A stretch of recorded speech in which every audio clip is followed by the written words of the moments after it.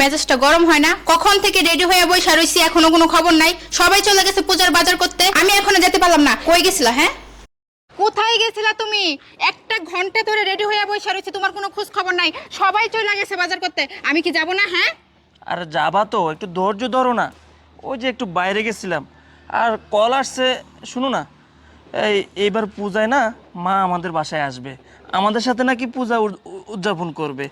এখন আমি বলে দিছি, হ্যাঁ মা আসো, আমরা একসাথে পূজা উদযাপন করি। এখন তুমি বলে দিছো।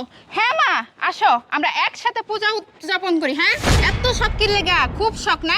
মারে নিয়ে পূজা করা লাগবো কেন? হ্যাঁ, আর আমিও না বুঝলাম না এই মহিলার সমস্যাটা কোথায়।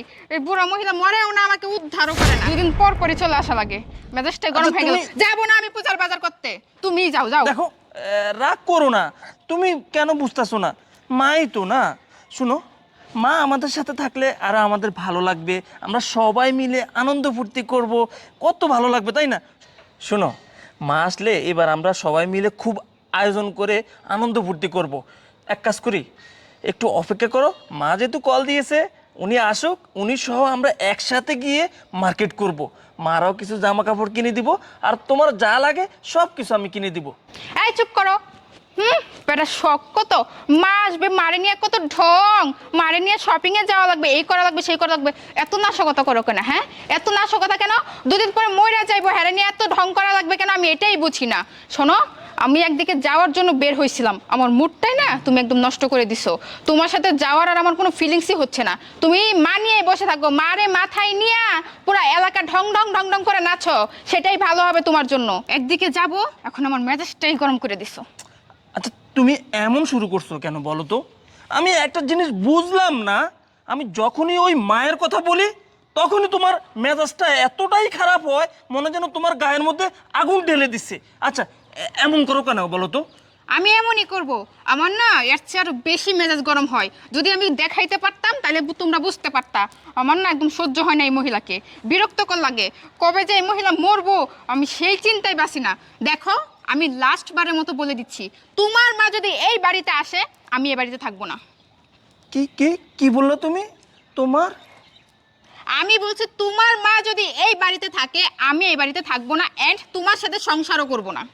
ও আচ্ছা আচ্ছা, আমি এখন বুঝতে পারছি যে তুমি কি ভাবছো এতক্ষণ।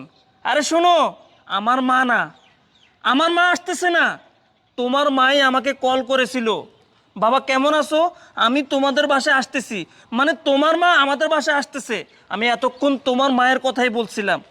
ও আচ্ছা আচ্ছা, আমি এখন বুঝতে পারছি। তার মানে আমার মা আসলে তুমি ঠিক তাই করতা? তুমি আমার মা মনে করে তুমি আমার সাথে এরকম ব্যবহার করছো? শোনো, আমার মা ছিল না, তোমার মাই ছিল।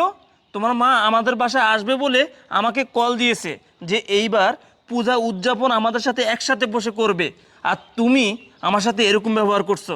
শোনো, তোমার মা অলরেডি এখানে চলে আসছে। কি বলো? মা, আপনারা তো আমি অনেকবার ধরে বলছি, আপনি আমার কোনো কথা বিশ্বাস করেন নাই। আপনার মেয়ের যে আচরণ, আপনি যদি দেখেন একবার, আপনি বিশ্বাসই করতে পারবেন না। সে আমার মা বাবাকে একবারে সহ্যই করতে পারে না। আমার মা বাবার কথা শুনলে মনে হয় যেন ওর মাথার মধ্যে আসমান ভাঙি পড়ছে। মা, আপনি এক কাজ করেন, আপনার মেয়েকে নিয়ে তো আমি এখন পূজার বাজার করতে যাব। আপনি এক কাজ করেন, এখানে এক জায়গায় লুকাই থাকেন, দেখেন আপনার মেয়ে আমার সাথে কি ব্যবহার করে। আপনি এক কাজ করেন, দ্রুত এখানে লুকিয়ে পড়েন। এদিকে যান, এদিকে যান। আচ্ছা বাবু, ঠিক। আমার মা এখানে চলে আসছে? কোথায় আমার মা? আরে আছে, এত উত্তেজিত হইও না। এতক্ষণ তো মায়ের কথা শুনে মাকে ঘরেই ঢুকাবা না, আর এখন বলতেছো কোথায় আমার মা? আমি ডাকতেছি, মা, মা আসেন, আর লুকিয়ে দেখতে হবে না।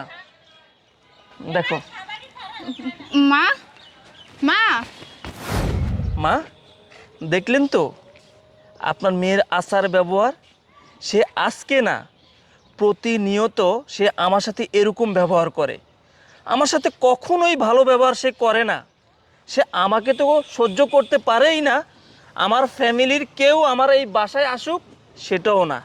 আমার বাবা মাকে সে দু চোখে দেখতেই পারে না। দেখেন, আমি কিন্তু তাকে বলেছিলাম যে মা আসতেছে। কার মা আসতেছে একবারও বলি নাই। সে আমার মা মনে করে সে আমার মাকে যা তা বলেছে। আপনাকে আমি আর কি বলবো, আপনি তো এখানে বসে বসে সব কিছুই শুনলেন।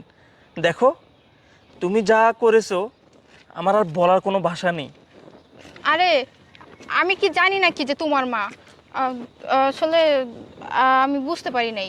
তুমি তো আমাকে একবারও বুঝায় বলো নাই যে আমার মা আসছে, তাহলে তো আমি এগুলো বলতাম না। বুঝতে পারছি।